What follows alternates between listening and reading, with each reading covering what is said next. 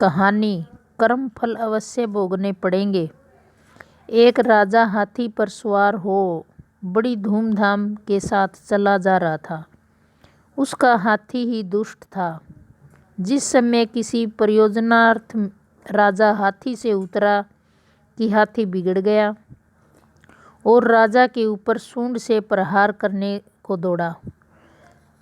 राजा हाथी का यह दशा देखकर जान बचाने के लिए वहां से भाग खड़ा हुआ, किंतु बिगड़ैल हाथी ने उसका पीछा किया।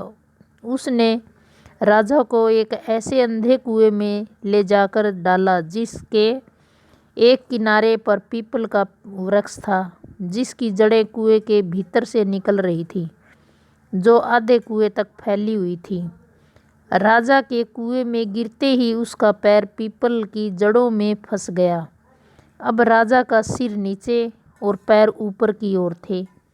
राजा की दृष्टि जब नीचे को पड़ी तो वह क्या देखता है कि कुएं में बड़े बड़े विकराल सांप, विषखोपरे और केचुए ऊपर को मुंह कर रहे हैं, जिन्हें देखकर राजा कांप गया कि यदि जड़ से मेरा पैर कदाचित छूट गया और मैं कुएं में गिरा तो मुझे ये दुष्ट जीव उसी समय भक्षण कर जाएंगे।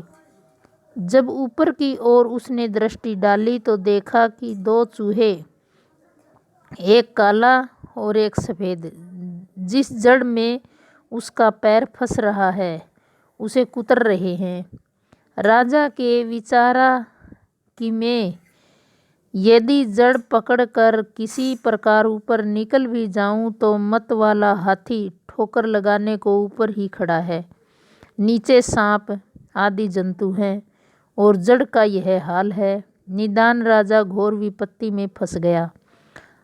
उस पीपल के वृक्ष पर ऊपर की तरफ से मक्खियों ने एक छत्ता लगा रखा था, जिससे एक एक बूंद शहद धीरे धीरे टपकता था और वह शहद कभी कभी राजा के मुंह में आ गिरता था, जिसको वह ऐसी आपत्ति में होते हुए भी सब कुछ चाटने लगता। उसे इस बात की का किंचित मात्र भी ध्यान न रहा कि इस जड़ के टूटते ही मेरी क्या दशा होगी। इस कथा का दृष्टांत यो है, यह जीवात्मा रूपी राजा कर्म रूपी हाथी पर सवार है।